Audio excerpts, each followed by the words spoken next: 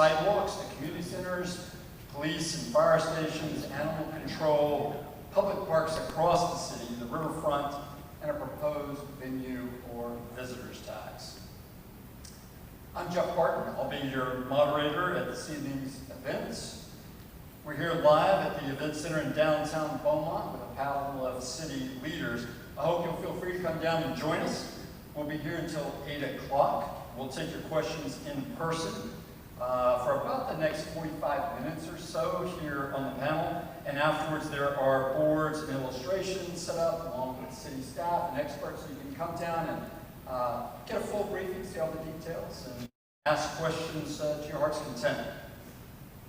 If you're watching online, welcome also. And you can ask questions by scanning the QR code on the screen or in the comments section of Facebook and YouTube. If you're not already watching BeaumontBonds.com, be sure to check it out for the full list of projects, details and information about when and where to vote. Remind your neighbors that tomorrow they can go there and see this very panel discussion. We've already had several thousand residents participate online, so we're happy.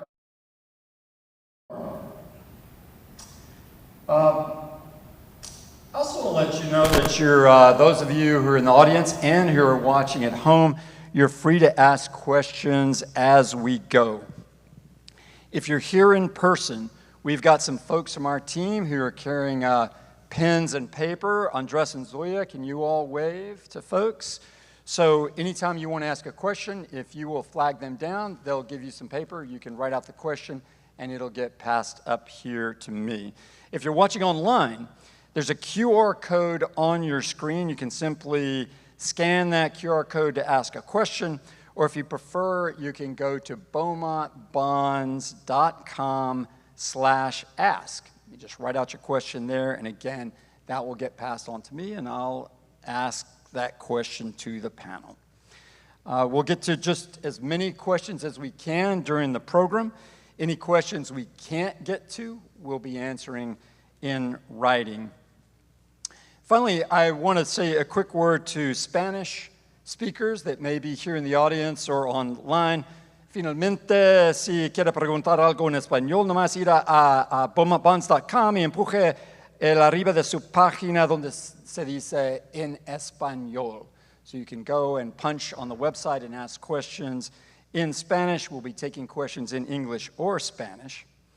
We're going to start off with a brief overview and a short opening conversation about the bonds, how they came to be, the proposed venue tax, and then we'll be opening the floor to questions right after that. With us today, Mayor Roy West, Mayor Pro Tem A.J. Williams, A.J. Turner, sorry. I was moving on to Kenneth Williams, our city manager, and the city's outside financial advisor, Dusty Traylor.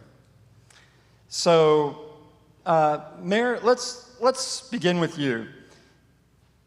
The city council took a big step in August when council members decided to put a bond proposal on the ballot for the first time in generations, actually, since 1982, I believe. And will you start by just giving citizens an overview of what's in it, what at least you see as the council's vision and purpose of the bond package, and for you, personally at least, why do you think the city council decided to ask voters to consider a bond? Well, Jeff, thank you so much, and thank you to the people that are here, but certainly thank you to those that are also online that are taking the time. And we certainly invite all the questions because we want you to be well informed. We want you to have correct information. I had the privilege of getting elected mayor back in May of 2023, and we've got a pretty fresh council.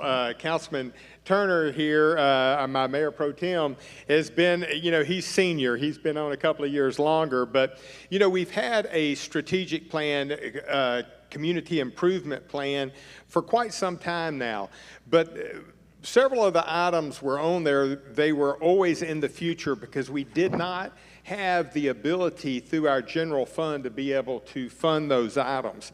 And so, matter of fact, within a couple of weeks of me getting sworn in, we had our first budget workshop. So it was, in that, the council early on, so it's a little over 2 years ago that I think bonds first got brought up about the possibility of doing a general obligation bond, because we're talking about these projects that residents have been asking about, that the city recognizes there's a need, but in the short term, we don't have the funds to do that. And, some people have asked as we've gone through this process, well, why don't y'all just use your general funds for that? And my response would be, I think our taxes would be too high to spend on these type of just kind of one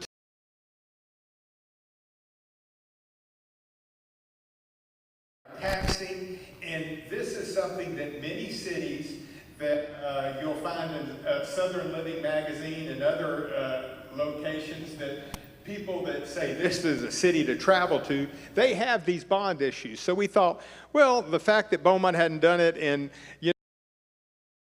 hey, let's look at it. So we began that process.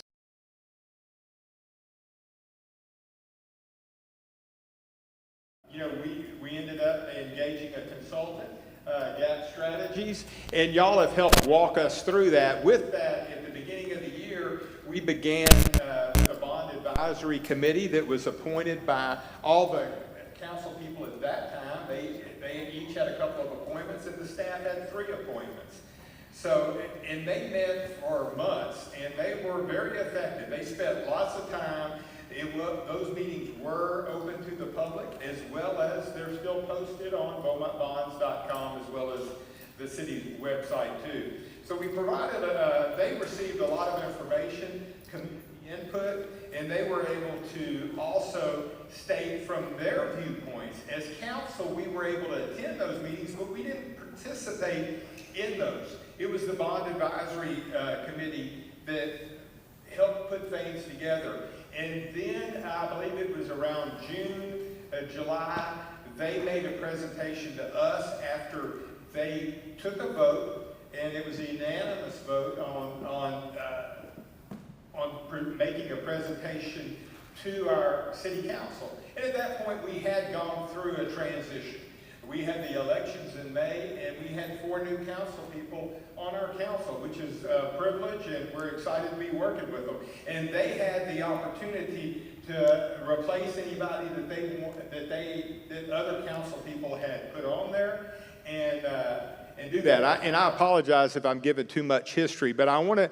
This has been a very thoughtful process. There has been, we've asked for public input all along that process, and we've had a citizens advisory, resident advisory board on the front side that worked through this. So there was a lot of hard work that has been put into this, and certainly, I talk about all of that, but I also want to say our directors, our city management, it's a lot of work on their part too, because people didn't get to pause their jobs and what they were doing day in and day out in our city. So they just had additional responsibilities. And I just have to applaud them all because they really stepped up and have done the work. And here we find ourselves just about 4 days from early voting, and we have items on the ballot. I'm very excited about it. I feel like this is what the community has been asking for. And certainly I've heard some of the complaints, if you will, that how things could be different. But the one thing I've learned is you're not ever going to be able to satisfy everybody despite trying. I'm still madly in love with my wife, but we don't agree on everything. And yet we're still able to navigate those waters. So I think as a community, expecting all of us to agree, but being able to bring it to the voters, for y'all, the residents of Beaumont, to have the say in the future of the city, I think that shows how much confidence we have as a council in our residents. So I'm really excited about this process, and I promise you I won't be this long on any of my other answers. Thank you, Mayor. That's a good overview, and we're going to have a few opening questions, as I said, and then we'll get to questions from the audience. Some of those are starting to come in. So again, if you're here in the room, feel free to raise your hand, and those of you online, keep your questions coming. Next, I want to turn to you, Mr. Williams. I tried to name the Mayor Pro Tem after you here a second ago. You've been in Beaumont for about 3 years now, but you worked in other cities before you came here. So give us that view as a professional city manager, and from your experience in other communities, what are the pros and also what are the cons of bond packages for the city and the voters? What kind of tools does it give you as a manager, and what kind of obligations does it impose? Okay, good evening, Jeff, and thank you for promoting me to Mayor Pro Tem. And Mayor, thank you for answering my question already. Thank you. I'd too like to welcome everybody who's participating today, the people here that are in person, but also those of you online. Thank you for tuning in to get information firsthand. Kenneth Williams, as he mentioned, city manager. This is the 4th city that I've been city manager in, and 2 of those prior cities I participated in bond elections, from the process of setting up the bond election to getting bonds passed.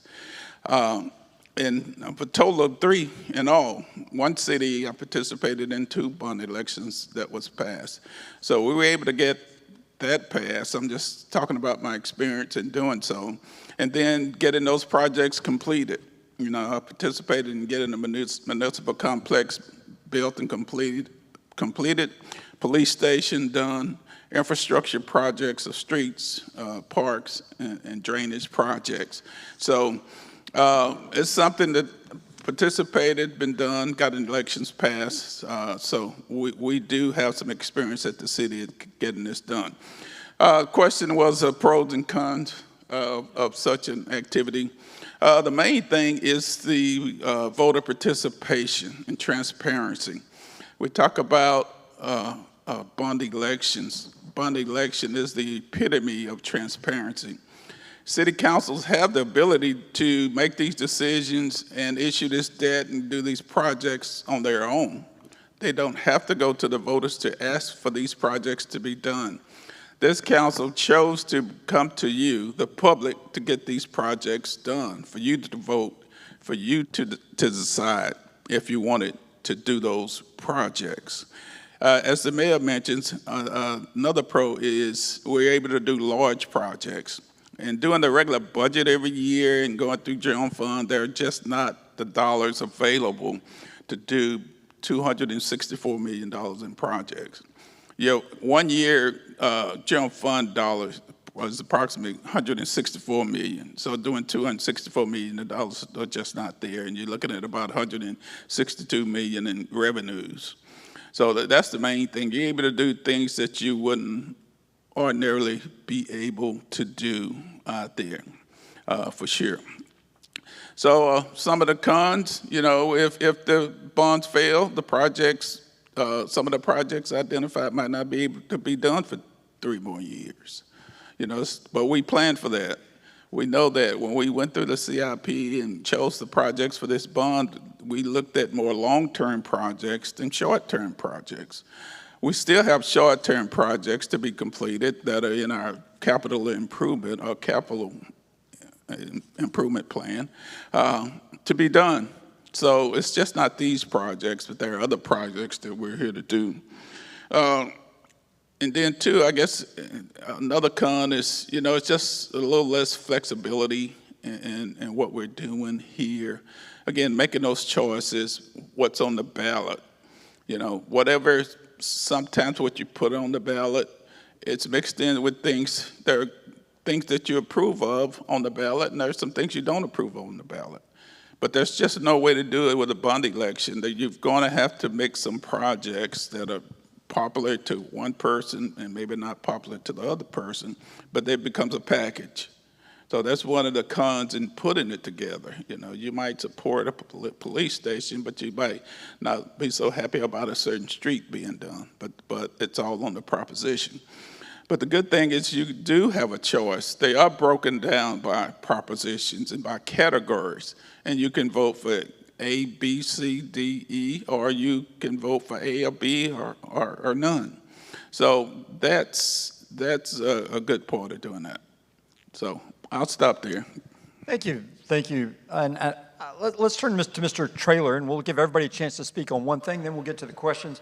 You know, Mr. Traylor, you're a professional financial advisor for several dozen cities across the state and counties, and you're the outside advisor on finance, bond finance, and that sort of thing for the city of Beaumont.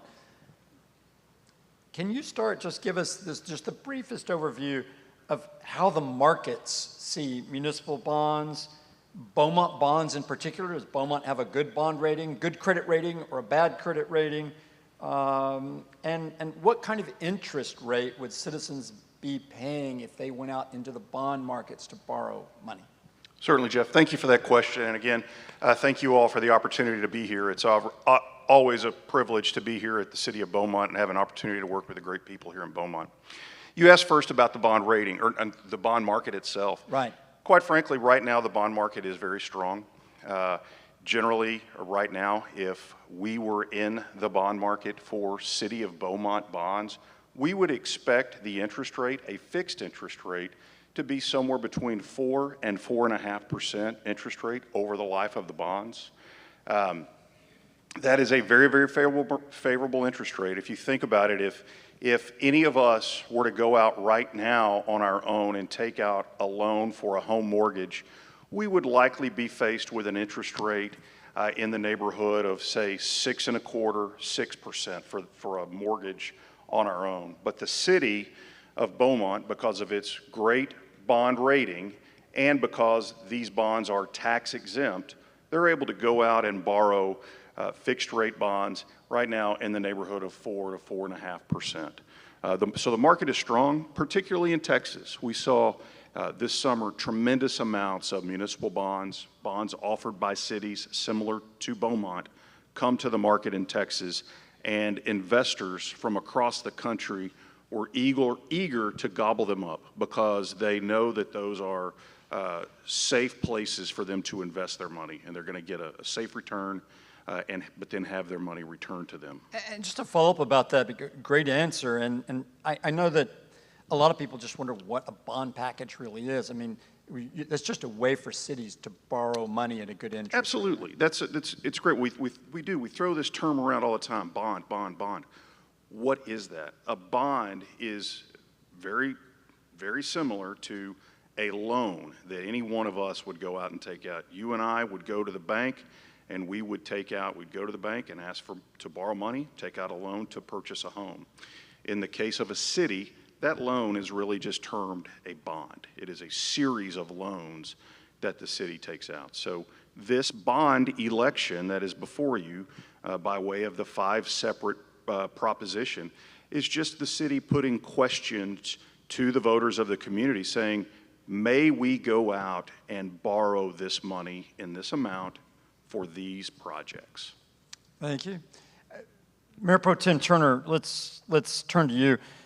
You grew up here in Beaumont. You hold a citywide seat. You're one of the longest serving members with Councilmember Durio, I see in the audience. Tell us again, we heard it from the mayor, but from your perspective as a long-serving council member, how did these priorities come to be? How did the city move forward with deciding a bond? And again, from your perspective, what is that vision that the city has, and why are they out asking for this bond? I think it's kind of interesting that you say I'm the longest serving when I was elected 4 years ago and I was the youngest on the council. But it just kind of shows the perspective of how government can work. And the voters choose their leaders every 2 years. So since I've been on council, one of the first questions I asked in May of 2021 when I was elected, I asked our city manager, what was the vision? Where are we going? What are we looking at in 5 years, 10 years, 15 years? And I was told we had a CIP plan that we operate year to year in the projects that are in the CIP. Eventually, maybe we might be able to address 1 or 2 depending on how healthy our fund balance is. And Councilmember, what's a CIP? Well, we call it now a community investment plan. So they operated from a year to year, and we knew what we wanted to do, but a lot of those projects had future consideration, meaning when the funding is available, then we can address the projects. So in 2021, I asked, what was the vision? Where are we trying to go? And I was pretty adamant and consistent about that. And eventually, I was told if I want to create a vision, or if we as a council want to create a vision, we needed to do a vision workshop. So to be exact, I wrote the date down. November 23rd, 2021. And you can fact check it. November 23rd, 2021, the city council had their first vision workshop. At that time, the mayor was Mayor Robin Mouton. So completely new council. You had Robin Mouton, you had Taylor Neal, you had Mike Getz, you had Audwin Samuel, you had Chris Durio, myself, and Randy Felshaw. So we got on the board and we did a vision workshop, and we talked about all the things citizens throughout the community want to see. And from that vision workshop, it transitioned into a strategic plan.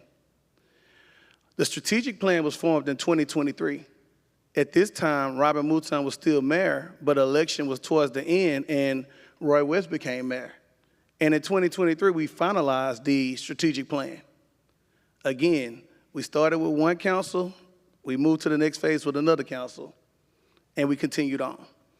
So from 2023, it escalated to 2024 when we did the Parks Master Plan. Now we had a strategic plan on where we want our city to go within the next 5 years, 10 years, 15 years. Then we had a Parks Master Plan that went out and assessed the status of our parks, and we knew from a professional what we needed to do to address, and we had over 10 parks that were deemed immediate danger that we needed to address.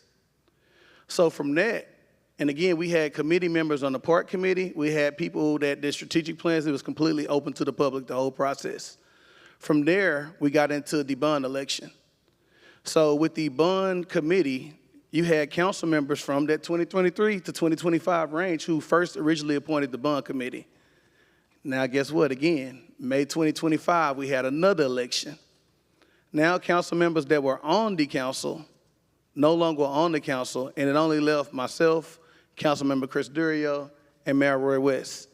And we got alongside Councilmember Corey Crenshaw, Ward 1, Councilmember Joy Hilliard, Ward 2, Councilwoman LaDonna Sherwood. We normally don't have a woman, but Councilwoman LaDonna Sherwood, Ward 3, Councilman Durio, Ward 4, myself at large, Mike Williams at large, and I'm Mayor Roy West. So again, in 2025, the process has been going with vision, strategic plans since 2021, but we continually get new councils because our voters choose the leaders. And it's our jobs as leaders to work with the people that our voters pick to make this city the best we can. So then the bond project started going. The bond committee started off from the strategic plan. It was $1.2 billion in projects that the community identified that needed to be addressed. The bond committee got it down to $2.10 million. Then the bond committee, along with GAP, made a presentation to the city council, and the number went from $2.10 million to $2.64 million. Right. And council members made recommendations, and that's how some things changed. Now we're at the point we're at the bond election. Right. Okay, and so your point is the work has been going on across administrations, really. Yes, sir, and it's been extremely time-consuming. Since I've been on council, I just did a general outlook of how many meetings we had in reference to vision, strategic plan, and bond.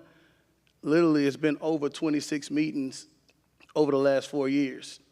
So I often say, if we're gonna tell the story, let's tell the whole story.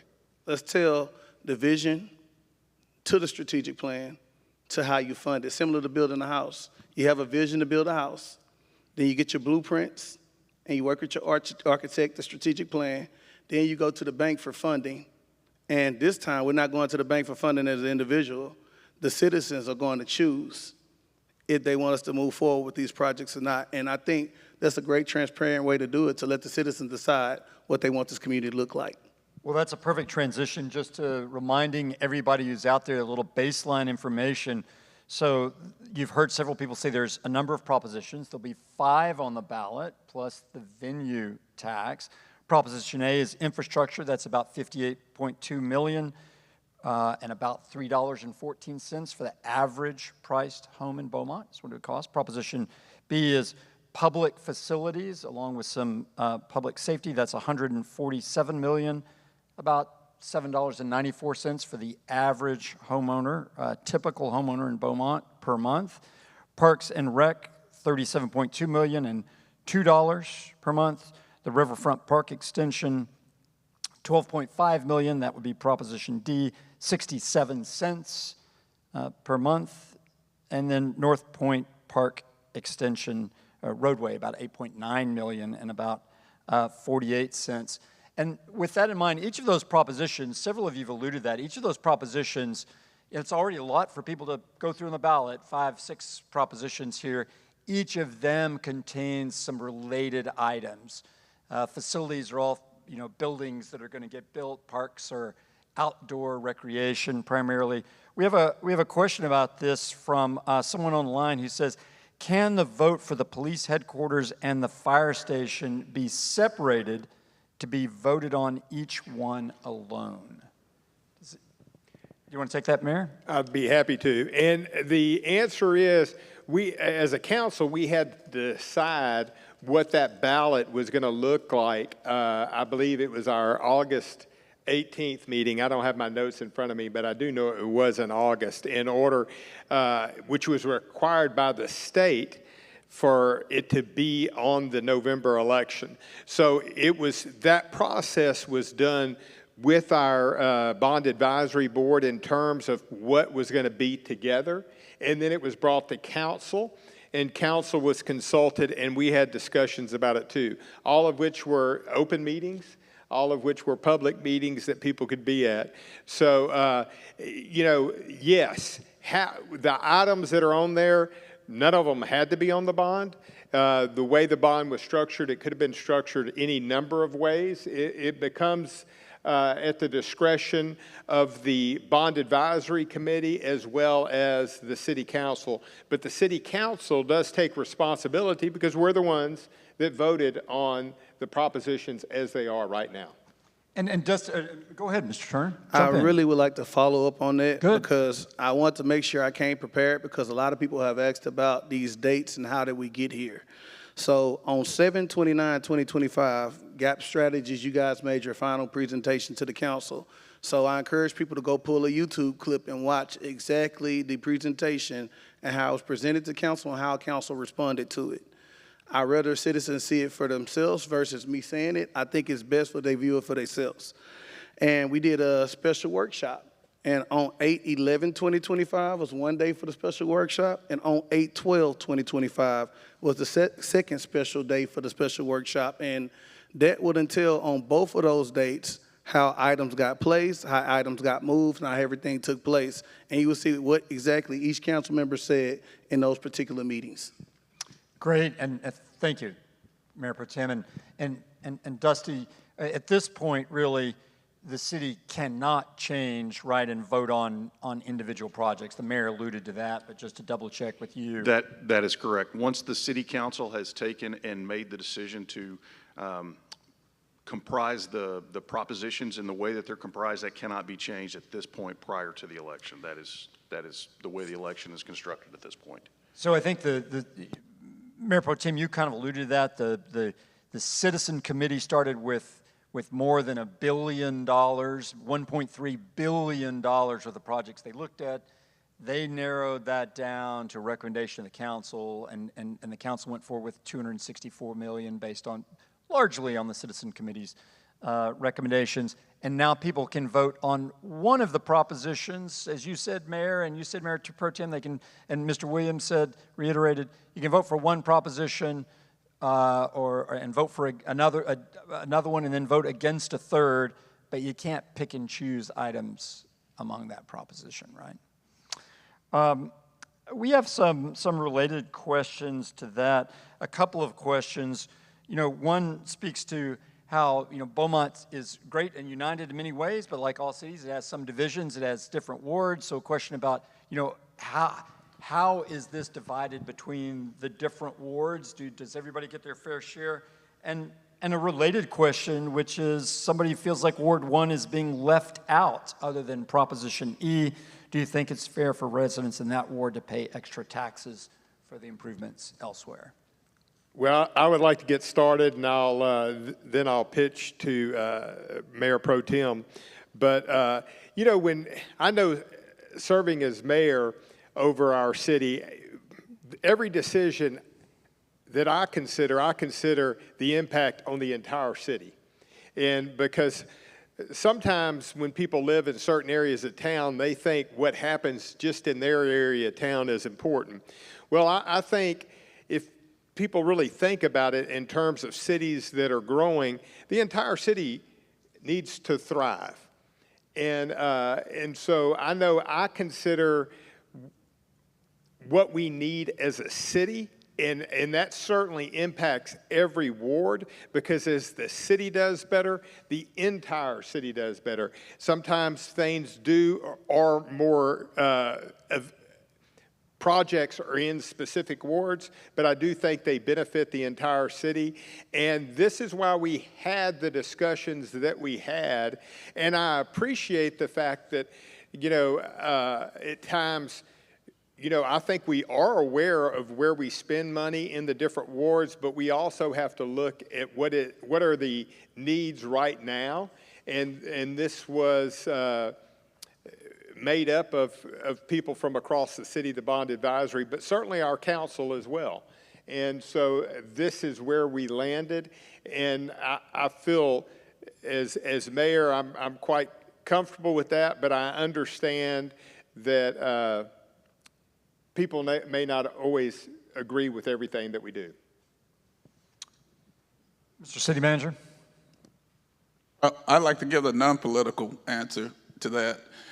When these things are done and put together, these lists are put together, they're started in time, and they're started with staff, even before council. Council will have a strategic planning session. But staff, they look at things, they're not political. They tend to look at things focused and say, we want to do what's best for the city. So we comprise that CIP, Community Investment Plan, that's put together by staff.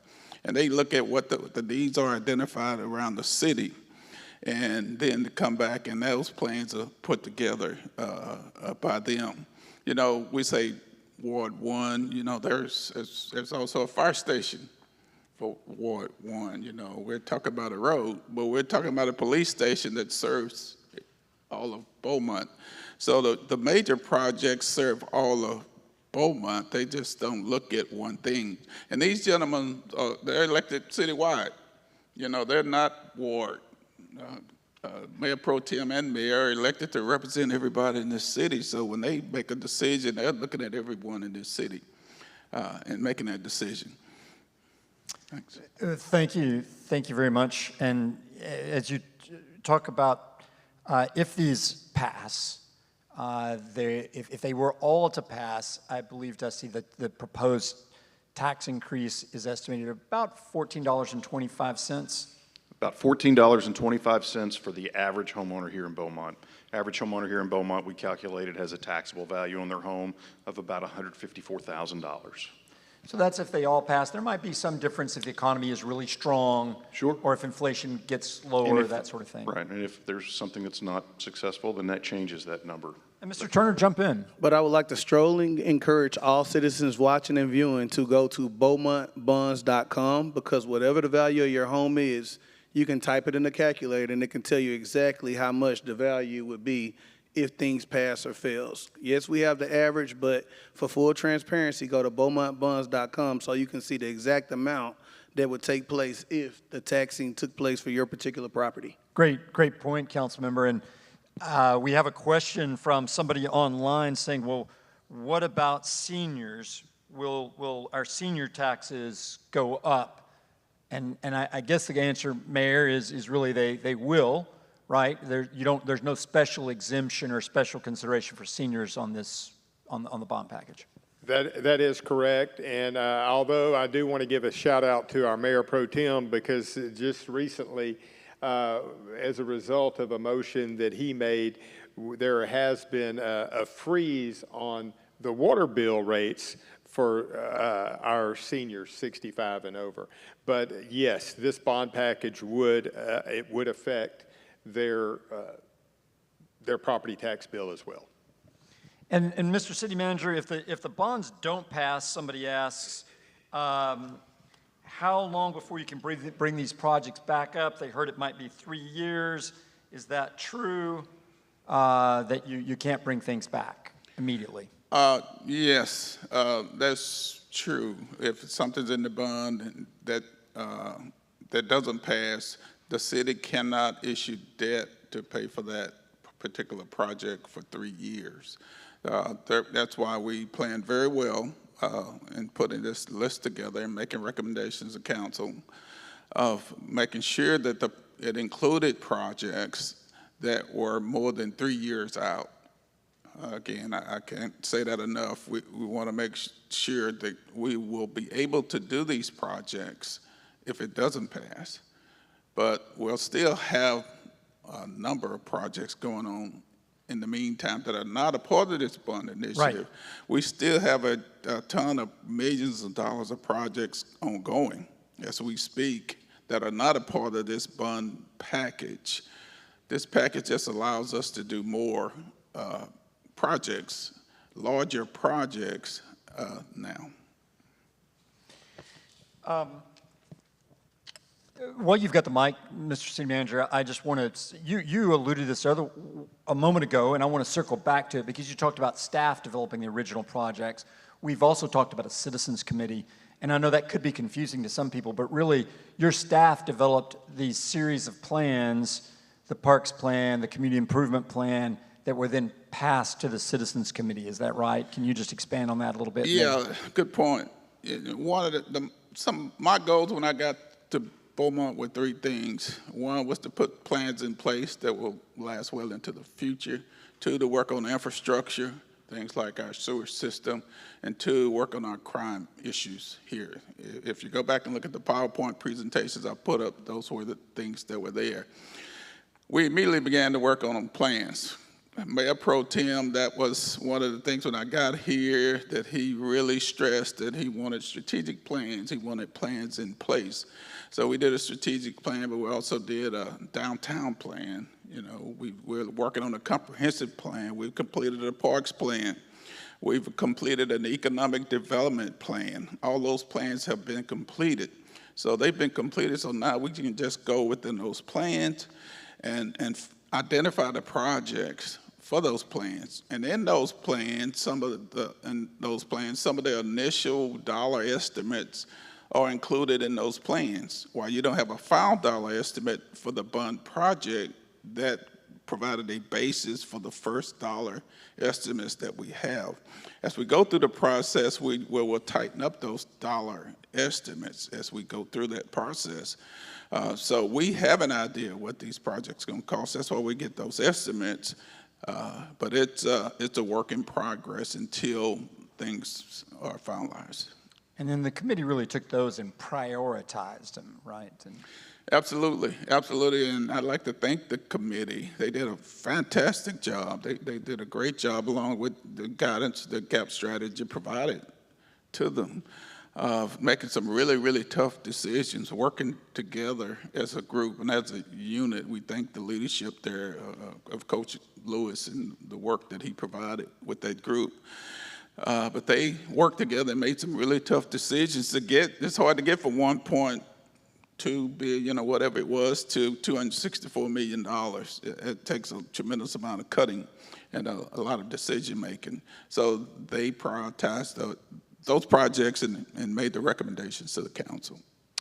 Thank you. And well, we're getting right down to some interesting questions here, people cutting right to it. So somebody from online has written in and said a realtor online right now on one of the social media platforms is saying that it's not true that the average or the typical priced home is $154,000, that the sales price of a new home is $249,000. And Dusty, can you help people? I think I understand that issue. The price of new homes that people are seeing in the realty market might be one thing, but when you calculate the average value across the board, you're using a different base because you're talking about everybody, not just the homes for sale. Can you elaborate on that? That's certainly correct. We pull our data that we have based on the number of homes located here in the city. We're able to get that from tax records divided by the taxable value of those homes that we're able to get from the Jefferson County Appraisal District. That gives us the estimated average dollar value. So a lot of those homes that show up here in Jefferson County, yeah, they may not be in the for sale market. They may have not sold in many, many years.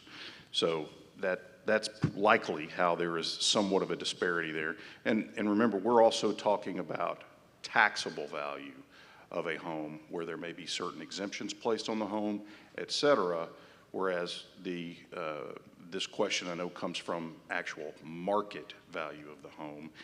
And that's two very different things, what the appraisal district says a home is worth versus what the market says a home is worth. So we're talking about what the taxable value is based on data from the appraisal district. So trying to get to what people may actually see in their tax bills. Talking about tax bills, that's exactly right. Thank you. Good question, and we appreciate it. And That's right. again, remind people that you can submit your questions in writing through beaumontbonds.com or through the comments section.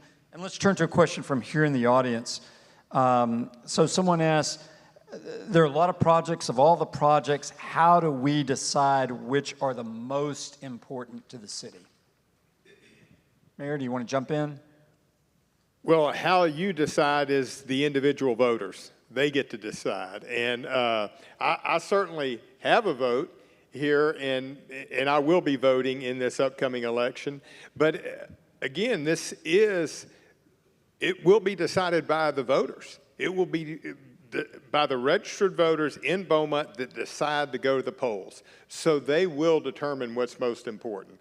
So we certainly wanted to put on the bond projects that we understood to be important from working with the Bond Advisory Committee, as well as from hearing from residents that reach out to us as council, and certainly with the input of all the city team. But with the general bond election, it is the people that decide what is most important. So I can't answer that question. I'm not ducking it, but we'll decide. We'll find out on November 4th. I want to alert the audience. We've got a lot of questions. We've got a lot of good questions. So we said we'd go at least 45 minutes, but that we'd stay if we had questions. So to let you know on the panel, too, we may be going a little bit long. I'll just follow up on what the mayor said, similar to our streets. You know, the citizens can say what streets they all feel are important, but we have street index studies that show which streets are in the worst conditions and why they need to be addressed. So the way a lot of these projects came about is because people throughout the community, not just in one particular ward, but people throughout the entire community have approached us. Me personally, I could be in the grocery store with my kids. I'll take questions. I could be at dinner with my wife. I will take questions. I could be online on social media. A lot of you guys who may follow me, I will respond to comments. So that's how we get feedback from the citizens. The more we're out and about in the community, we're engaged. But understand, every citizen may have a different opinion. As the mayor stated, that's why it's important for our citizens to vote, and that'll show us what they felt were a priority. I can say what I feel as an individual, but I'm elected by the people. I don't make decisions for myself. Thank you, Councilmember. We've got some questions coming up about very specific improvements to some of the parks, and it's a good point in the program just to let you know in the audience, while the panel is taking most of the questions, if you have really detailed questions, we have some of the staff directors here that can delve into those. So we'll be getting to parks in just a moment. But first, let's look at, while we're on this subject of homes and pricing, we have a question from the audience. Why are you sugarcoating what people will be paying in taxes? It's really more than $14.25. It could get into the hundreds of dollars for people with homes who are not average. So, Mayor Pro Tem, you kind of addressed that a little bit, but she wants to know what these would look like. I think that the boards out here warn that it could be less if your property is less, or more if it's more, but get into a little detail about that. It's not sugarcoating it. BeaumontBonds.com, if you type in the value of your house, it'll tell you exactly how much you will be paying. For instance, myself, to be fully transparent, my home isn't valued at $154,000. It's valued a lot higher than that. So my taxable rate will be way higher than the average 1425, which you stated earlier. And that's why I keep repeating this calculator that you can literally type in the value of your home, and it'll tell you exactly how much it would be if all the propositions was passed. To be honest, we all have different values of our home. I don't think if we raised hands in a room and threw out a number, there's not one person who might have the exact same value of their home in the crowd. So that's the reason that I keep pushing people to go to BeaumontBonds.com, where you can see exactly how much it would be on you as an individual or you as a family, and you can make the decision you feel is best on the direction and the vote you want to go forward with this community. We've got another question. I think this has been addressed, but it's worth going back to, just head on. I heard all of this was done in secret, that average citizens had no say. Is that true? Well, I'll certainly address some of that last week, and as we've been talking about here, all our meetings are in private. We do have executive session. And Not in private. I mean, you said all our meetings are in private. Oh, I'm sorry, in public. The only private meetings we have is executive session when it involves real estate transactions, lawsuits, or employee issues. But for decisions to be made, they're made in open council on any of those topics. So it is very important that we share that information. Council member, we cannot discuss these items with each other outside of council meetings. You know, I mean, I might be able to have a conversation with one or two council people, but I can't go beyond that. It's against the law. So sometimes when people say, well, why didn't your other council people know what you were doing on this? Because I follow the law. I mean, I didn't write the laws, but I do follow them. So some things may not make sense to people until they ask all the questions. But we are continuing to work to be as completely transparent from our websites to the fact that people do get to vote. And throughout this, it all gets back to why the election is important, why we're having all this education, and why we're encouraging everyone, whether you're for or against, whatever your position is, that you show up to the polls and vote. Mr. Turner, you want to add something? Yes, I'm sorry. It may be a long answer, but it's a necessary answer because this has been an ongoing conversation. On 11/23/2021, the strategic plan was the first meeting. That was the vision workshop. On 3/6/2023, it was another meeting, open to the public. You can open records requested. On 3/7/2023, it was another meeting. On 7/21/2023, it was another meeting. On 4/15/2023, it was another meeting. On 8/22/2023, it was another meeting. On 3/18/2024, it was a Parks Master Plan meeting. On 4/14/2024, it was a Parks Master Plan meeting. On 2/24/2025, the Parks Master Plan was recommended to the community and the city council. On 4/14/2025, we had a bond committee meeting. On 4/10/2025, it was a survey that went out to the community. On 5/13/2025, we had another bond workshop. On 5/28/2025, we had a third bond workshop. On 6/29/2025, it was a fourth bond workshop. On 7/4/2025 through 7/12, it was an open house in-person meeting online. On 7/22/2025, it was a fifth bond workshop. On 7/29/2025, GAP Strategies made a presentation to the council. On 8/11/2025, council did a bond workshop to talk about priorities and how these things are grouped. On 8/12/2025, it was a second bond workshop to talk about finalizing this. On 9/22/2025 was the Ward 1 open house. On 9/23/2025 was the Bond Ward 2 open house. On 9/24/2025 was the Ward 3 open house. On 9/25/2025 was the Ward 4 open house. On 10/13/2025 was a Hispanic open house at Alice Key Park. And now we're at 10/16/2025 today. We're having more open discussion. I'm sorry that I went through all those dates, but we have had these conversations for quite some time, and I believe in transparency. That's why I prepared to put all the dates out there, so citizens are more than welcome to go back and check the dates I mentioned, and it's open meetings where we discussed all these things. Thank you, Councilmember. That's an impressive list, and I'll just add that for people who want to go back and see some of that history, on BeaumontBonds.com, all of the workshop meetings of the Citizens Advisory Committee were videotaped and are available on BeaumontBonds.com. But if the council, if these bonds do pass, maybe instead of asking the two elected members who have some sway over that, I'll ask the professional city manager and the financial advisor. We have a question: if the bonds do pass, can voters move the money around, and can they decide not to build the projects that have been promised? So how do you trust the city that these projects that are listed on these boards and are on the website are the ones that are actually going to get built with the bond money? Dusty, do you? I will certainly make an attempt to answer the question. We live in a state where anytime an issuer like the city of Beaumont, anytime a municipal issuer goes out and sells bonds, that transaction has got to be reviewed and approved by the Texas Attorney General's office. And the city has got to certify that they are going to spend the money in the manner in which each proposition is designated.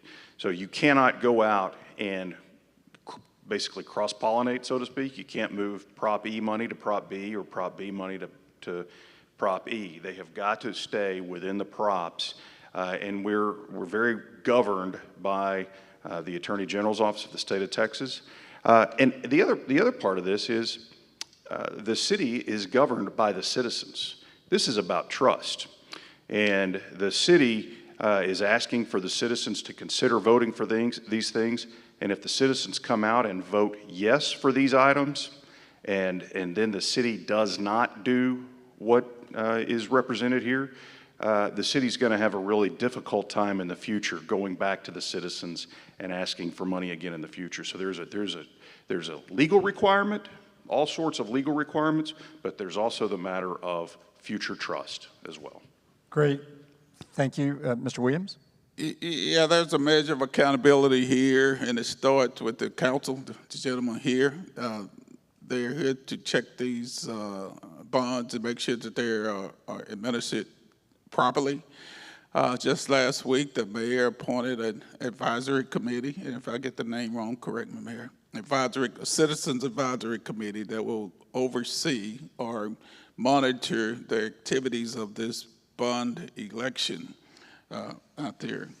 And then there's city staff oversight. City staff will be working. We're talking professional people with professional ethics. And they have sworn duties and can be held accountable, not just me as a city manager, but by their particular organizations. If they don't do the things they're supposed to do ethically, they can be censored, et cetera. And then we'll put in some stopgap things. Some of the buildings projects we're going to do, we're going to hire project management firms to oversee the projects, to make sure that those projects are done the way that they should do. And also, I recommend the city council that we hired an in-house project manager to monitor them and make sure that they're doing what they're supposed to do. And prior bond projects that I conducted, we put those things together. And we did projects under some new methods, such as construction manager at risk, where we sit down with the contractor and the architects and design buildings, and then they build them at a guaranteed price, guaranteed maximum price. So people are worried about them going over budget. No, we will have a guaranteed maximum price, and if the contractor goes over, it's on them. Typically, those type projects come in under budget because the contractor don't want to go over, be responsible for paying the city back those dollars there. It's a great way to do it. You get a guaranteed maximum price, and we're there. And I'd like to just touch on the tax just for one second. The method of saying the price of a home is one of the way to establish taxes. That's the way local government, county government, everybody talks. They talk to their taxpayers about their tax rate. The city's not the only one. That's what you do. One of the best bargains you get as a citizen, and I'm not being biased as a city manager, is what you get in return for the taxes you pay for a city. You get police protection, you get fire protection, you get new streets, you get libraries, you get lakes, you get buildings like this, you get parks for those tax dollars. And as I told Councilman Dario, most of you pay more for your direct TV in a year than you pay the city in taxes. And then what do you get just direct TV when you get all these other things from a city? A city provides a tremendous amount of a return on what you pay in taxes. And I challenge you to go home and look at your direct TV and cable bill to see how close I'm talking. I'm typically right, okay? So the city is very, very responsible with what we do and how we manage those dollars you get. And we will be very, very responsible in managing this bond proposition. So thank you. And we've gotten a few questions about some of the parks, specifically Terrell Park, and also about the Alice Keith complex. I don't know if you all want to touch on those just generally, and then we also have the Director of Parks and Recreation here, so maybe I could ask him to make his way up to the podium and prepare, but if you all want to have a lead into that, I'll throw it to you. Yes, and I want to begin with the Parks Master Plan. You know, this is something that as a city and as a city council and city administration, we want to have a master plan that we can put out there for the general public to see where we want to go in many different categories of the city. So we had decided, rather than who's ever elected every 2 years to make a decision about what we're going to do at the parks, let's have them evaluated in terms of use and also in terms of and how much equipment they have on them, what they may need, what they're lacking, and those type things. So we had professionals do this. Many cities have that done. Sometimes people don't understand why we use all these consultants, but it's because it's a big city. And we want to make sure that we're being fair with everyone. So, and as a part of that Parks Master Plan, they made the initial suggestion about making Terrell Park, which is certainly a jewel in our city, kind of a destination park for our entire city. So that's where that came from, and the developments out there is certainly, we already have botanical gardens out there that are beautiful, golf course, stables. We have a nature center. We have the Cattail Marsh, and then we just have a lot of available park space. So it was from that is how those items came. Certainly, Kenneth Regette's there, and I know that Councilman Turner would probably like to address to the Alice Keith Park Multipurpose Center. Great, Councilman. Why don't we let him talk about Terrell Park, and then I'd like to throw it to you about Alice Keith. And Kenneth, if you could introduce yourself again for everybody. All right, Kenneth Regette, Director of Parks and Green Space Management. Just to piggyback on what the mayor said, there's a lot of open space out at Terrell Park, but I'll take you as we enter into the park at the historic entrance. We'll do some upgrades there. As you go through, travel down the road, you come up to the Botanical Garden. So the Botanical Garden, they're actually going to go through a master plan as well, but monies will be allocated to help them with lighting and parking at this time. Continue down, we have the golf course. Jimmy could probably speak more on the golf course, but some monies will be allocated towards drainage to help with that. Won't take care of everything, but it'll be a help. So as you travel down, you come to the Nature Center. Street turns into one way, and then we have this huge open space of land that is really just undeveloped. In that space, we'll have a multi-age playground with all access flooring to get all our kids able to play there. Pickleball courts, splash pad, cricket field. Cricket is really a big thing in the city of Beaumont now. Outdoor classrooms, more parking, lighting, really whatever you think of, and that could be inside of a park, it's going to be there.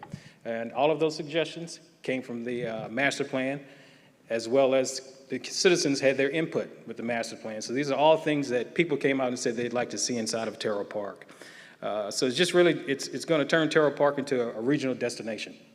Not only a place for our citizens to enjoy, but also visitors to come to the city. They have a great place to go out and spend the time. Thank you very much. And Mayor Pro Tem, maybe, I know that I know I've heard you speak about this before. Alice Keith, the multi-purpose center there. Talk to us a little bit about why that's on the bonds and what it would be. Before we jump to that, I just kind of want to backdoor Mr. Raggett. He stated about Terrell Park earlier. When you look at the reasons you invest in certain things in Beaumont, tourism plays a major role in why you make decisions to put dollars here. We have a wonderful CBB who's done great work in the past, and they're doing great work now, but youth baseball and birding are the number 1 and 2 forms of tourism in the city of Beaumont. What that means is people travel from all over the world, United States, and they stay in our hotels because they're having baseball tournaments on the weekend. But what I learned, though, is people stay for weeks to go to Terrell Park, Cattail Marsh, and take pictures of birding. Cattail Marsh was recently named, the number 1 adventure place in Texas in the most recent magazine. So it actually brings revenue to the city because it's visited, because people come here to do tourism. So let's get to Terrell Park. So, not Terrell Park, I'm sorry, Alice Keith Park. So as we know, in the city of Beaumont, often when we travel throughout the city, a lot of parents, a lot of people always talk about reducing crime. And what do we have for our youth? When it comes to reducing crime, I'm a firm believer of you can't just point to the police department and say, figure it out. What are we doing as a city to assist the police department in reducing crime? We all know every time you may look on the news, often we see some of our young adults are the ones out there making some of these bad mistakes when it comes to crime. We have kids who don't have parents at home once they get out of school. One thing I'm big on is, as a city councilman, I never want to get out of touch with the entire community. Though my family may be in one particular situation, I have to keep in mind I represent a community that everybody doesn't have the same family environment. Some kids go home to no mom and dad because mom and dad are more working 2 to 3 jobs. Some kids go home to a grandma who may not be able to move well because mom and dad may not be there. And in that South Park area, that's one of the highest crime rate areas in the city, and it's unfortunate because the jewel of our city is Lamar University. So what can we do as a city to impact that and support the Beaumont Police Department? This is how Terrell Park came about, because kids in that particular area and surrounding areas, they may not have the transportation to get all the way over to the rec center on Gulf Street in the North End. And honestly, oftentimes when you mix kids from one side of town with the other side of town, it can often be trouble. So that's the reason this facility was considered by the entire council, as well as citizens who came to the mic on one of those dates. I think it was 8/12, to be exact, if you want to go back and watch it. That's how Terrell Park got brought in, not Terrell Park, that's how Alice Keith Park Multi-Purpose Center got brought into this. And the reason it's called the Multi-Purpose Center is, it's not a center that the city of Beaumont was looking to do to just let kids go play basketball and lift weights. We wanted kids to have classrooms. We wanted kids to have a place to have internet, because honestly, in that area, the average family might not even have internet. We wanted kids to have a place to do their homework. We wanted Lamar University to be able to come in and tutor some of those students and actually have a working relationship with the city of Beaumont right there in their backyard. We wanted these co-op programs where kids can understand what they'll do next, what they'll do when they graduate from high school. These opportunities truly lack in the city of Beaumont, and this is an opportunity for the city to provide those type of services for our kids that are most vulnerable. So that's the reason that Alice Keith Park came into place. And to take it a step further, our state rep, Christian Manuel, applied for a grant. And with that grant, it was roughly $2 million that can be partnered with that Alice Keith project to bring more amenities to that particular facility if it passes. So that's a little bit of logistics and history about Alice Keith Park. I'm a firm believer of the city of Beaumont. I'm not just worried about my kids. All those kids are my kids. And we got to get back to that village mentality that we once had, and we got to love our neighbor and treat everybody the same and make sure we're doing the best that we can as a community to take care of the least of our neighbors. Thank you, Councilmember. Members of the audience, I want to thank you for your patience. We're running a little over, but we're getting lots of questions, so I hope you are enjoying it. For those of you on the panel, if you have a few extra minutes, you okay to keep going? Great. We have a series of questions that have come in throughout the night about economic opportunity, and I'm going to group those together so we can talk about that for a while. Let me read several of these to you. One is, what economic opportunities will be left on the table if these propositions are not passed? I'm interested in understanding more about jobs, growth, and revenue. Another one is, what's the long-term opportunity lost if not passed? So a very similar question. How do we encourage private capital to come into Beaumont alongside public spending to drive this further? And then what is the anticipated rate on return on investments on projects on the bond propositions? Will they generate revenue for the city? Can you explain to folks how much sports tourism brings in? Most people don't realize this from somebody who likes sports, I think. Most people don't realize how large an amount of money that is and what the city's missing out on. And then another question here, what are the plans to revitalize vacant buildings in the city, including the Sears building? So all of these kind of relate to economic development, how the bonds may or may not affect economic development. Mayor, do you want to take the first crack at that? Sir. Yes, sir. Thank you very much. First of all, we do have some numbers, and I'll share some here in a little bit about economic impact. But, you know, we all know, and it's certainly something that's been discussed, that, you know, since 2000, the state of Texas has grown by about 1,200 to 1,300 people a day. And sometimes people say, no way. Well, you know, you can Google it, you can chat GPT it, you can check it however you want to. But yeah, we've grown by about 9 million people. We're the 7th largest economy in the entire world, the state of Texas. So we have been growing, but when you look at Interstate 10, which cuts right through Texas, which is very significant, we have about 110,000 cars a day that go through Beaumont, Texas. You know, I was born in 1960. Our city's actually declined a little bit in those 64 years. So we have to look at the fact that our city overall, despite the growth in Texas, has not appeared to be an attractive city to other people. Now, I love this city. I was born here, I was raised here, it's been good to me, and it's a privilege to be mayor, and I'm not trying to disrespect our city, but you would be foolish to say in a state that is growing at the rapid rate that we've grown, that we as a city haven't. So I think in terms of quality of life issues that at one point weren't real important when cities were developing, and that was decades ago, other cities recognized that for residents to want to locate there across all industries, you have to be in an attractive area and offer some of the amenities that you currently, when you travel to other cities, that you get to experience. We've lacked that. So part of this bond issue and other projects we're doing is we're recognizing how important that is. So that's a harder number to determine the economic impact of, but it is an important number because as your city is more attractive and more people are moving here, it increases value. It reduces your taxes too, because all of a sudden you get to spread it out among more people. And as downtown development, which we've seen development and we're certainly hoping for a lot more comes, there can be a lot of property tax, sales tax, and hotel occupancy tax revenue that can be generated for the city.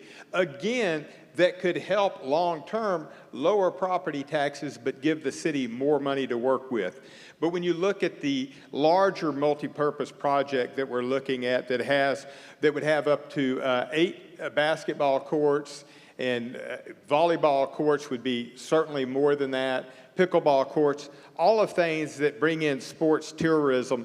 The lowest number in terms of in terms of economic impact per year that I've seen is about $500,000 per each of those courts that it would generate. However, and I certainly wouldn't expect that it would be the lowest number, but it could be significantly higher, $2, $3, $4 million per court that could be generated just from that one city center per year when you're looking at 8 different courts. So this is not just about economic development, but believe me, we understand as a city how important it is. And when we meet with the hospitals, when we meet with industry, they understand too, because to be able to attract people to come to Beaumont, and whether, doctors and specialties, you have to be able to be an attractive community. And I've been told by both hospitals, as we all have, that sometimes they'll offer up to $200,000 more to a doctor than what they're making in Houston. And sometimes they don't make that decision to come over here because they're interested in quality of life. So when we hear that information, we have to take it to heart. And I think that's an important thing for all of us. So again, that is why it's on the ballot for people to decide what they want. Some people straight up tell me they don't want to see Beaumont grow. I can respect that. They have that right. But a lot of people would like to see the city grow, would like for their kids to want to stay here, perhaps their grandchildren, and for this to be an attractive community for people to come to.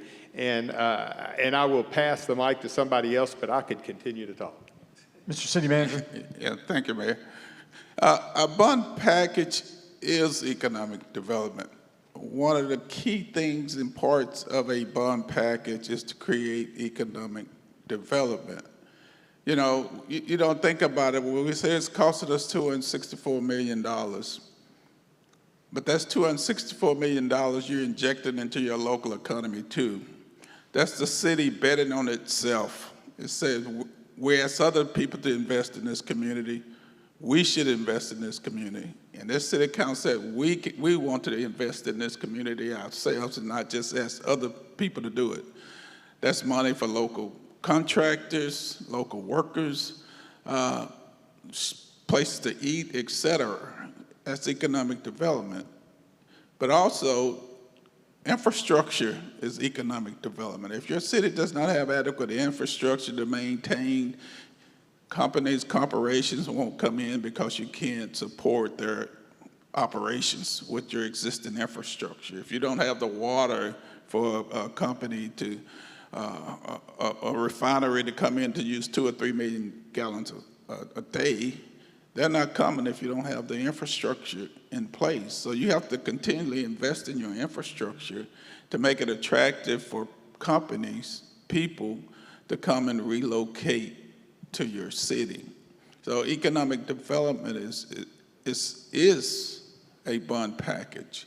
It is having the quality of life the mayor mentioned for people to want to relocate and bring their kids here. It's about a police facility to make our city safer. We're invested in that. That's economic development. A company that's not going to relocate or stay somewhere where they feel like it's not safe. So what we're doing is economic development. Before we go on, just a quick announcement. I'm told that a note passed to me for those of you watching online that we lost connection and we're down for just a moment. So if you missed something, just know that the full Q&A is recorded and will be available on Beaumont-Bonds.com. I believe, Kara, starting tomorrow, or starting right now, so you can go back and catch up if you want to. And thanks to the city's fine technical staff for helping us deal with that glitch. So again, you can see that now or later on Beaumont-Bonds.com if you missed one of the questions on one of the platforms. We're back up now, but we've got a lot of questions in. We have a handful still to go through. So I think for those of you online, please feel free to keep asking questions, but anything you ask after this point, we'll try and get to in writing by tonight or at the end of the day tomorrow, but we may not be able to get to them live during the program. Going back to those questions that we've already gotten, we have a few questions about how the proposition is structured. And I've heard you all address that to some degree, but we do have a couple others. I want to make sure they're addressed directly. So somebody asked about how the order of the propositions, they got moved around some from what the citizen committee recommended. I believe there were one or two projects. The police station maybe was added. There were some things combined, if you can address that. And somebody else says a solid, understandable reason for the propositions and the way they're structured. And finally, a related one, I think, about why is the facilities, the multi-purpose sports facility, why is it not on a standalone proposition when that was originally talked about being that way as one of the possibilities? So, Mr. Turner, you want to jump in? So I'll start with the multi-purpose sports facility, and I will keep encouraging people to go watch the meeting that took place on 8/11/2025. As a council member, I do not agree or support discussing another council member if they're not here to defend themselves or state why they stated what they said. But in that particular meeting on 8/11/2025, council as a whole, all 7 of us, supported moving the multi-purpose sports complex in with Proposition B. If I get into who said what, I do not think it's fair to mention a council member if they're not up here to defend themselves. So I encourage the citizens to go watch the meeting, and you can talk to whatever council member made the recommendation.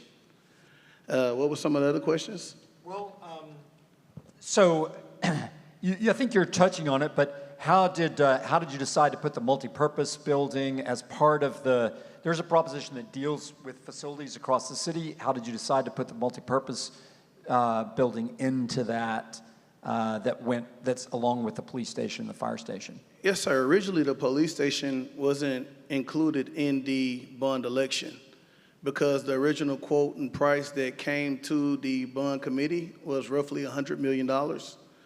And council seen it a priority to prioritize public safety. We want to make sure we provide the best for our public safety officers because they're the ones out here protecting the city, and we want to make it very attractive because it's a very competitive market when it comes to hiring police and firefighters. So our city manager listened to the priorities of the council and worked with the Beaumont Police Department, and that price tag went from $100 million to roughly $60 million. So to put it in perspective, it's similar to building a house. You know, me as a husband and a father, me and my wife can go sit down with our builder, and my wife can want things that can lead it up to a very hefty price tag. But I can come back and say, hey, sweetie, I know you want this. I know you want that. I know you want the pool, but let's just cut it and make sure we get a quality product to assess the needs to make sure we have what we have to provide for our family because we have to pay for it. And that's pretty much what the city manager did with the Beaumont Police Department. They worked together to get it to a price tag where they can address the needs and still get the facility they needed in order to be successful. And I use that as an example because I want to make it relatable to everybody watching. It's our job as a city and the staff to work together to try to get the needs of everybody in the community, and that's pretty much how that facility took place. Another thing with the multi-purpose sports complex, you had council members who originally it was only pitched as a sports complex. No one talked about the things we originally talked about when we did the vision workshop in 2021.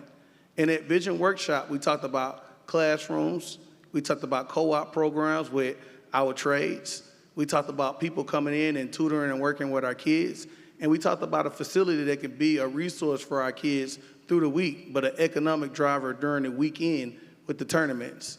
So it wasn't viewed as a sports complex originally because as council members back in 2021 and 2023, we wanted this facility to do more than just be sports. We wanted to be a multi-purpose center that you can rent out to do prom if you needed more capacity than the event center. We wanted to be able to convert into a facility where you can utilize it for events outside. It could be concerts and shows. And that takes it to another level than the name of just the sports complex. And once council members understood the true vision behind the multi-purpose sports complex, council as a whole decided to move it with facilities because everything in facilities is a building. To say you want only public safety, was the animal shelter the same thing as public safety? No.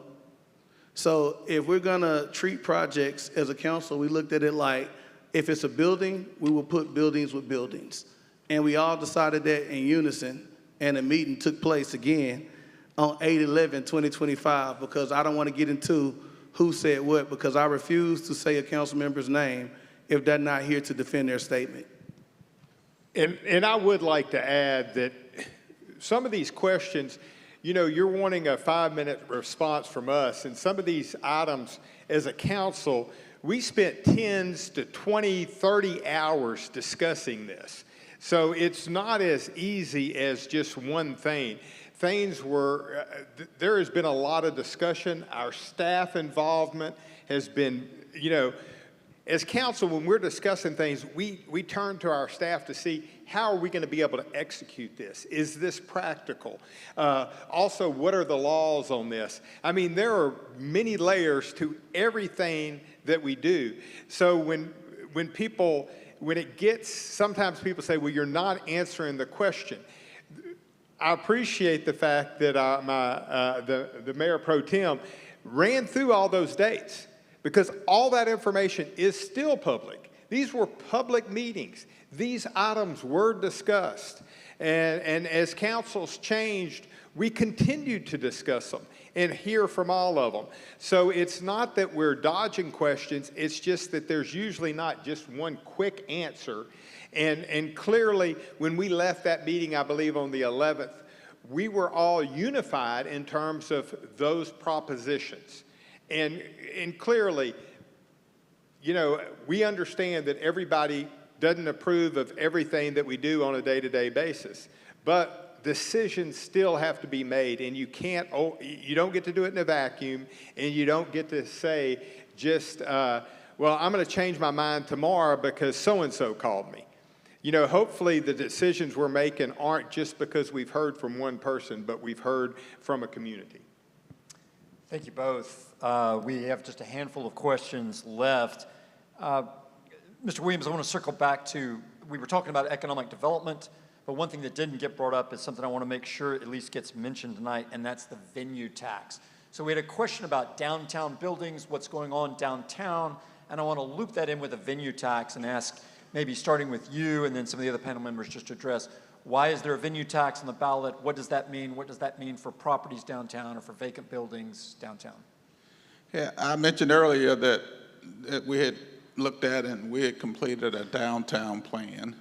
As a part of that downtown plan, we wanted to look at the conference center, the downtown conference center, and what that meant. And our conference center is dated. You know, we're doing some great things with Riverfront Park and improving that, and we want to do some things there. So one way to be able to construct a new conference center is through a venue tax.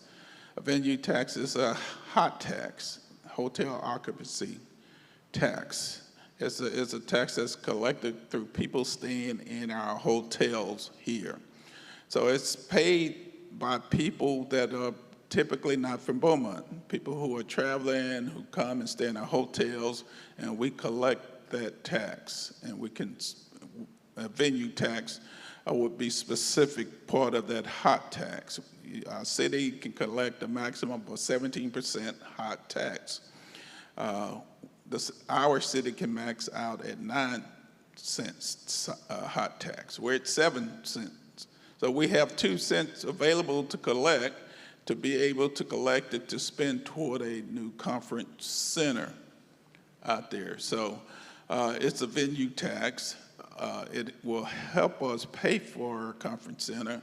It will raise approximately $1 to $2 million a year on its own, and it won't come out of your tax dollars here in Beaumont. It won't come from property tax or sales tax. It's a designated tax that's collected by our hotels from people staying there. So great. I hope I answered the question. Thank you. And Mr. Turner, you want to add to that? I just use this as an example. Me and my wife went to a ball game in New Orleans, and when we looked at our hotel receipt, because I'm kind of anal, it said an entertainment fee, and then it said a venue tax fee, and I'm like, okay, well, I went to the desk, I'm questioning, like, what's going on? But similar to what they did in that city, this is what's taking place in Beaumont. This tax will only go towards visitors, or if you as a resident decide to go stay in one of the hotels. And the reason that came about is because that's revenue that other cities are using to inject into the economy to make the community better. If other cities are doing it and it's successful, why wouldn't we do it in Beaumont? Because that brings more revenue for us to do more things for our community. The city of Beaumont, you gotta always think of ways to bring more revenue. That's why we created things like a tourist district. That's why we do empowerment zones to get buildings downtown that are vacant. We let them come apply for the empowerment zones for maybe they can get a tax abatement to get this building back up and running so we can get it back on the tax rolls so that money and revenue could be generated and injected into the economy. That's similar to what we just did with a building downtown. We have a restaurant, Hearsay, they're looking to expand across the street. And hopefully they can take advantage of some of the incentives so they can tell other restaurants that these are some of the things that happen in downtown Beaumont. These are some of the incentives that they have and it takes place. And you can utilize some of these incentives not to just do a restaurant, but revamp a building, do housing, do all kinds of things downtown. At some point as a city, it's our job to provide those tools and resources to address the areas that are vacant and left behind.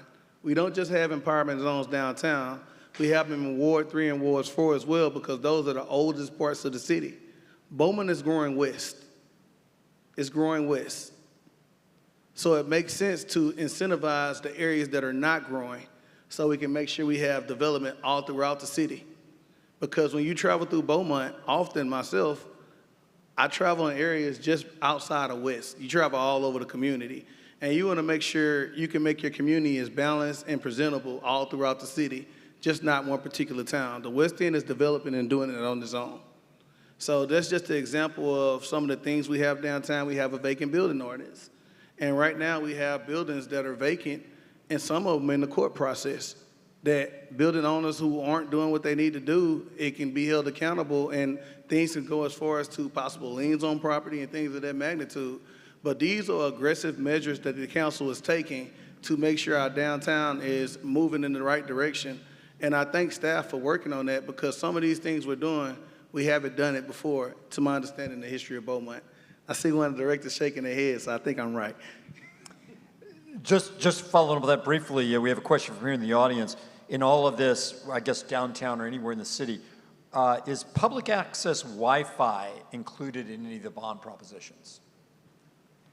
It is not in terms of just in buildings. Certainly, the multipurpose center and others, internet and computers would be provided, printers for our students. But you know, in terms of something like Starlink or something, where when you're driving down the road, you can download a Wi-Fi for the city. We're not to that point. I expect at some point in the future, cities in certain areas of certain cities do that. And also in terms of, because I don't want us to just gloss over the downtown deterioration of buildings. You know, the past council and this council continues. You know, we've done enhanced code enforcement in downtown. With that, again, I want to continue to applaud our staff because we come up with ideas, what we want to do, but then it requires the staff to execute them. And they do have full-time jobs already, so we're just saying, here's more work. And then they'll go out and they can do these inspections and we can cite people. But, you know, in Texas, which we love Texas and so does the rest of the world, quite honestly, 7th largest economy, correct? We have a lot of private property rights. That is a part of Texas. So we can't go on properties and just do anything we want. We have to go through a due process, which means going through the courts. If somebody is saying, hey, I don't want you to do that. And we can end up winning judgments and liens and sometimes take action because it's been ordered by the court. But we just can't go in and do that because that's not our property, and it is somebody else's property, which the same laws apply to you and your home And so these are important laws, but sometimes you see people that, you know, it may feel like, some people may feel like others take advantage of it, but they're there for everybody. Well, thank you. I know we've run long. I think it's been worth it. We've gotten good questions, but we're getting down to our last one, so we'll try and get through them as quickly as possible. With new facilities being proposed, does this include more staffing, or is it just the building itself? So, Dusty, maybe start with you as a financial advisor. These are really capital projects, right? That are being Certainly. funded by bonds. The dollar amounts associated with the bonds are all associated with capital improvements. The city cannot use the dollar amounts associated with the bonds to hire new people. The bonds have got to be used for capital expenditures. And Mr. Williams, briefly, I know that city staff did some calculation on this during the process. Depending on the project, there may be some additional staffing required, right? Well, possibly, but I don't think we're looking at anything major, and staff will shake or not, or shake me off or whatever if I'm saying something wrong. Most of it is infrastructure. Right. It's buildings, it's facilities there. And we're building a police station because the one we have is inadequate. It's too small. We have staff and we have no place to put them. We just want to be able to manage our existing resources better and being able to do that. With fire station, we just want to be able to get a bigger and better fire station there. It's maybe some of the sports facilities we might have to expand.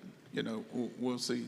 So is there some trade-off there? Because I guess I'm wondering, you've got some new facilities, maybe that lowers maintenance, and then you have maybe some additional facilities that may, like a sports facility that might have some additional maintenance. Is that the way you see it? Yeah, possibly. Yeah.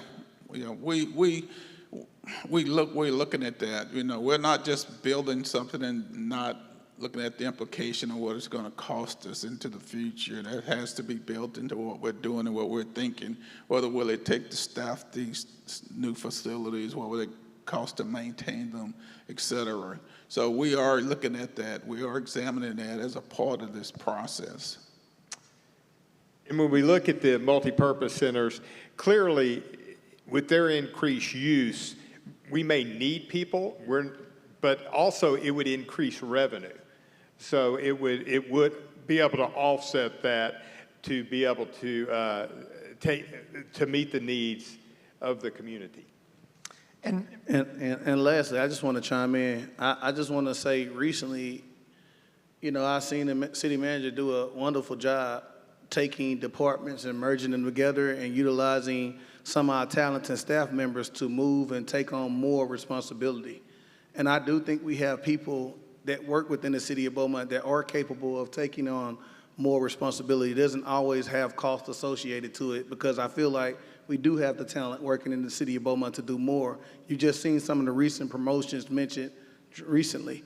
But we also want to talk about, when we talk about public safety, right now that's 58% of our budget when it comes to what we pay in wages and benefits, because we do value public safety in the city of Beaumont. So that's how much is left over to address things. And not only do we value that, we just finished contract negotiations and did increases in both fire and police, and now we're turning around and doing some of those facilities. So I want to make it very transparent that we wouldn't be at that rate if we weren't pro-public safety and we didn't protect public safety, but this is just additional benefit to make sure we're enhancing furthermore things for public safety. When it comes to hiring, I will say it again, it's a very competitive market. So I want to make sure, as a council member, I'm 1 of 7, but I'm providing the best facilities and services. So that's another selling point to make sure we get the best talent recruited to the city of Beaumont. I've heard several of you talk about really just wanting to educate voters and let them make their own decisions. And I know that you feel that as public servants, the law also speaks to that. And I think somebody in the audience noticed that. We have a question that says, it seems like the city and those developing the bond have restrictions about advocating for passage. So if that's the case, once the bond propositions were determined, who's responsible for getting it passed, or how do you advocate passing it? And the city staff, Mr. Williams, I'll start with you. City staff is strictly prohibited from advocating. Is that correct? That's very correct. Staff is just here to educate, give facts about the bond proposition, about the projects, just to give information and pass information. They are not advocating. And Mr. Mayor, you kind of a gray area for city council members. They can advocate, but you're not really advocating. If I've heard you right, you're saying you want to educate. Talk about the difference there and your own position of somebody who voted to put the bonds out. Well, clearly, our council believed that giving our residents an opportunity, our voters, to make this decision is very important. And I can assure you, I will be voting probably on the first day of early voting. So, but all this time we're spending educating people is because we really want your opinion. We really want you to decide. I mean, our city is very diverse. I think that's one of the wonderful things about our city. We don't all look alike. We're all over. We've got, different wards of the city. And I think that's a wonderful thing. So people have different priorities. And so you need to show up. And I'm always very careful as mayor not to make emotional decisions or personal decisions. I really want to reflect on what I believe is best for the entire community, our entire city. So, and I believe all of our council did that. We ran because we want a better Beaumont. And so, but a better Beaumont involves everybody in the community. So I will be voting. I know that I would expect that everybody on council and staff will be voting, but you get to draw your own conclusions. And we certainly want you to ask all the hard questions. And that's why we make ourselves available and do answer those. I think sometimes when we say educating, you want to make sure we're not insulting our voters. It's not to be in a disrespectful manner. When it comes to educating, if I've not traveled to conferences and heard from other cities about strategic planning, about what a bond is, about how often other cities do bond, me personally, myself, I wouldn't be able to speak on it. So right now, I can say I've learned in different conferences, the average growing city does bond elections every 3 to 7 years. The average growing city. You learn that when you travel outside, network with council members in other cities that are actually thriving and growing. I have relationships in Waco. I have relationships in Round Rock. So I have people I can call to lean on about what did you do and how did it take place for you guys to get where you at. And again, if the average growing city are having bonds every 3 to 7 years, to put it in perspective, the city of Beaumont has not had a bond election in 43 years. I say it one more time. The city of Beaumont has not had a bond election in 43 years, and our average growing cities are doing them every 3 to 7 years. Sometimes as an elected official, it's not okay to do what's not popular, but them council members in those other cities that are growing and thriving are making the same decisions. What we are doing is giving our constituents, our voters, an opportunity to vote. Do we want to improve the overall aesthetics of our community and the quality of life? Or do we want to continue to maintain it with what we have?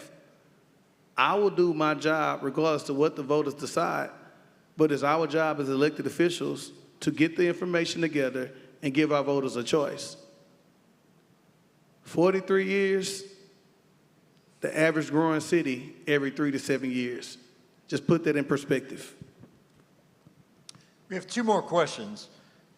One is, money can be moved around within each proposition. So how can we trust that the projects will get built versus one project or another being favored? And how can you expect citizens to trust who gets hired to actually do the work? Well, I think probably everybody can chime in here, but I can say from my standpoint, I was elected just over 4 months ago, or re-elected. The rest of council was elected or re-elected just 5 months ago. So it's been rather recent that voters turned out and decided who they wanted to lead the city at this time. And they get to do that every 2 years. So part of that becomes, as a council, our responsibility. Any money that's going to get spent on this, we're going to have to approve what those end projects are. So, and we have put together a citizens advisory committee that's name is Bond Facilitator Committee, I believe, with 19 people that, although every citizen can have oversight, they're designated for that oversight. But also within our administration and within our departments, these are trusted people.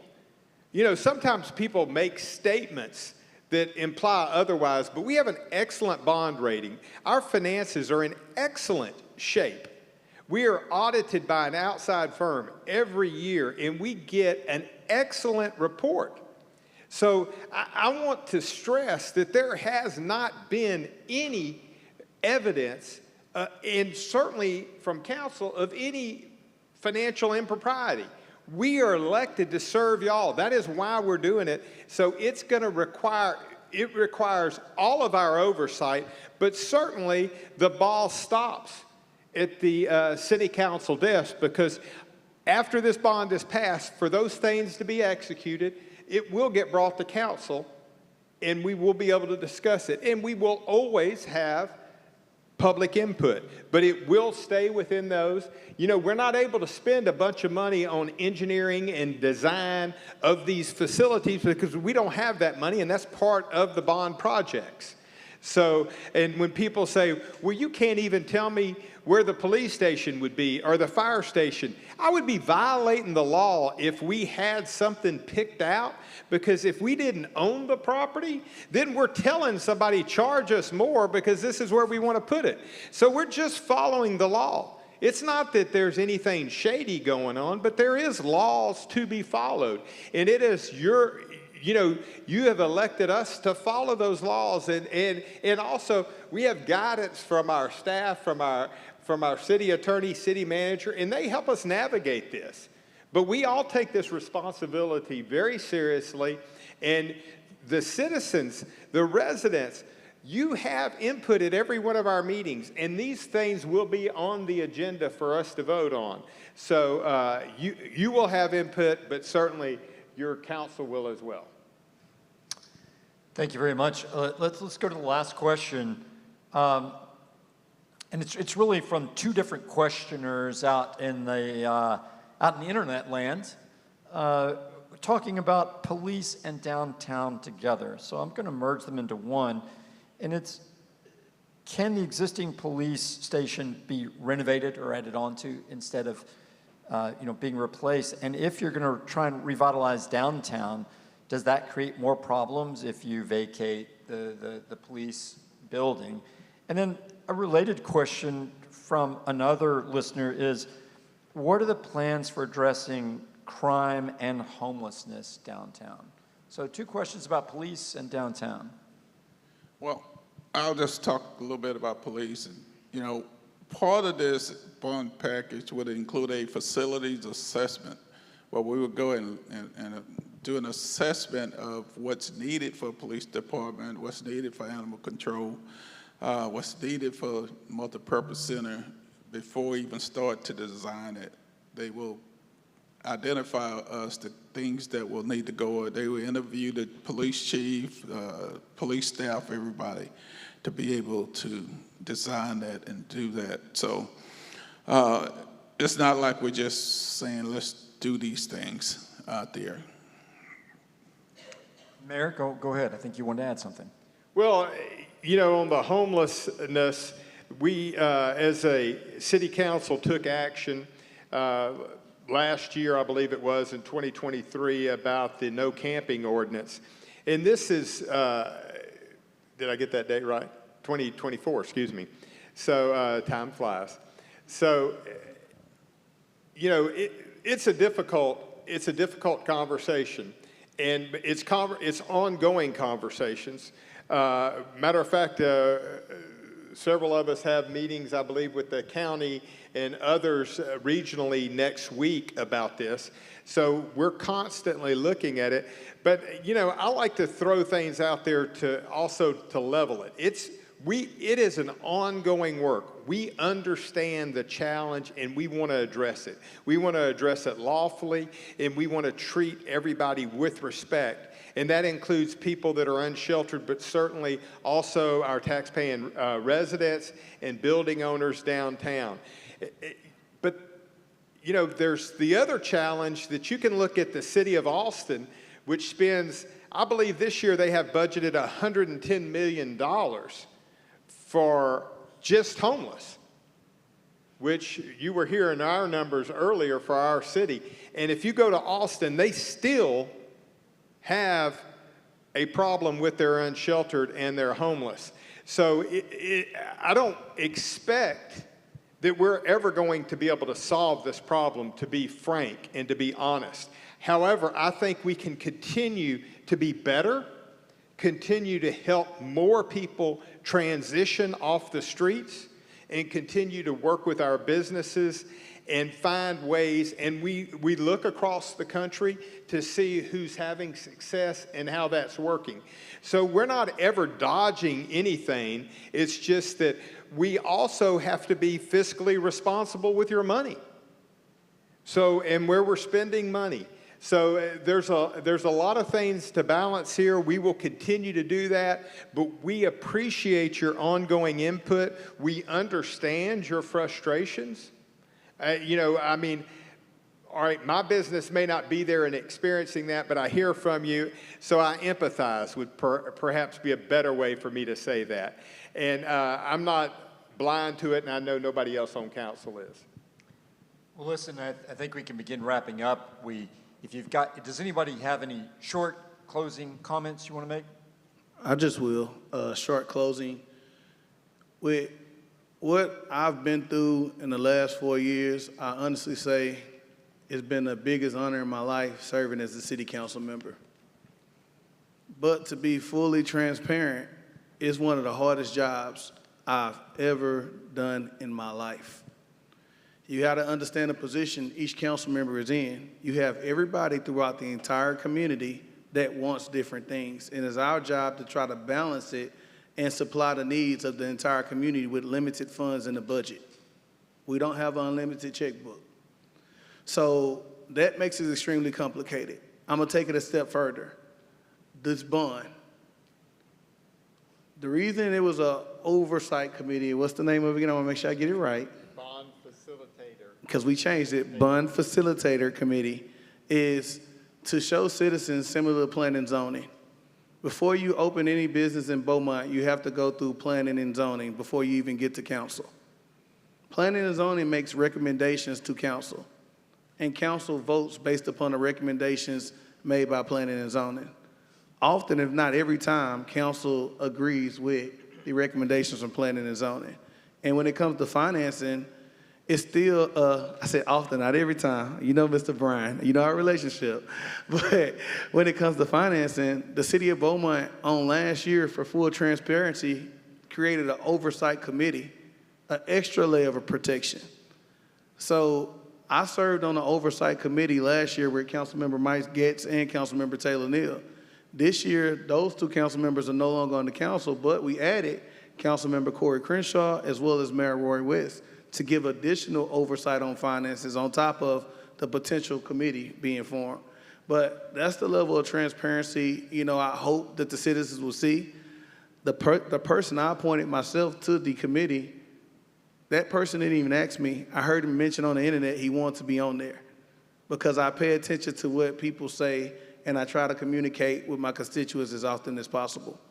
But what I will say is I am dedicated to progress in this community, and I am going to work as hard as I can to make sure Beaumont is just as competitive as every other city that's growing in this community. And I'm going to end it is, if you fail to plan, you plan to fail. And I have watched a lot of businesses fail because they won't plan. I have watched a lot of people fail because they won't plan. You have to plan. And this is what the city of Beaumont is now doing. I'm happy to be a part of that. Thank you. Anybody else? Yeah, and I'll save the last word for the mayor.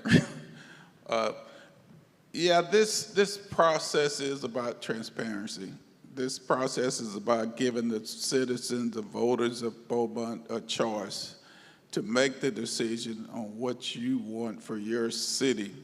Again, this council could have built these projects without approval. They chose to come to the public to get your feedback and input. And I think they feel well enough that whatever you decide, they can live with it. If you decide you don't want some things, that's okay. If you decide you want some things, that's fine. Someone said about Beaumont, Beaumont is unique. This is the fourth city I worked in, around the state of Texas. It's unique. I don't know if there's another city that has the same characteristics of Beaumont, Texas. You know, it has an interstate highway going through it. It has a Lamar University, a college going through it. It has a port. You know, how many Texas cities would have a port? You know, Beaumont has a demographic like no other city in Texas. So Beaumont is different and unique. But the thing about cities, you've got to be able to survive. And you've got to have the infrastructure needed to survive and to sustain yourself, not just you, but your kids and grandkids into the future. This is about investing in your future, not just now. And will be spread across this generation and other generations. So while you haven't done it in 43 years, if you don't start to change, it can have consequences to the city. And a city that you all love, and I love too. I wasn't born here, but I got here as fast as I could to live here. So we just want you to have a choice, you to make the decision of what you want to see in your city. And I just thank City Council and staff for participating in this process and giving you that choice. Mayor, or Dusty, you want to jump in real quickly, Dusty? I will chime in real quickly. And I chime in as an outsider, but an outsider who has a great affection for the city of Beaumont, having had the opportunity to do work with the city for over a decade. And in looking at this process, we have the opportunity in my profession to see this process conducted in many municipalities across the state. And I just want to commend the city of Beaumont in the manner in which they have conducted this process by bringing in a citizens committee, allowing for that discussion and the varying points of view to be heard, and ultimately coming together with a cohesive plan, and the council then choosing to take that to the public for the public to ultimately decide, and then the manner in which we're doing this evening, right? In a public forum that's transmitted on the internet and elsewhere, to really give full transparency and the opportunity for citizens to be educated on the process. So that's what I have to say. So I commend the city for their process. You and I both see a lot of different cities, and not every city engages in this much public involvement before they go out for a bond, do they? Your point is absolutely spot on. Many cities will just take and almost hide a bond election, just throw it out there, and only a select few know about it. And in this case, the city is begging the citizens to be educated through many, many avenues. So, and giving multiple choices on how to go vote. So, I think it's again to be commended and well done. Mayor, I guess that leaves the last word to you. Vote. Succinct. Listen, we heard a lot of talk about transparency. I hope there's been some transparency tonight. I hope that it sheds some light on the issues before the city for all of you here and at home. That this is going to conclude our live stream event. I want to let people know who are listening at home, if you're listening to this on the radio somehow or at a coffee shop nearby, we're still here downtown at the event center. We'll be here for a few more minutes. There are boards here with even more detail than you've heard already. There are department heads and directors here and experts on these projects, and you still have a few minutes to get down here and ask them the question you didn't get addressed. We've answered, I believe, all the questions that came in so far. You're still welcome to submit other questions, and we'll get to those in writing. And finally, I want to remind everybody, in the spirit of what the mayor had to say, that early voting commences on Monday the 20th, and then Election Day is November 4th. If you'd like to know where to vote, you can go to beaumontbonds.com, and you can still tell your neighbors starting tomorrow that they can get on that website, beaumontbonds.com, and see the original workings of the Citizen Committee that are videotaped there and housed there, more information about the bonds themselves, and this panel discussion if they're curious. So thank all of you for being here in person. Thanks to all of you who listened at home. Thanks for the very good questions. Good night and good luck.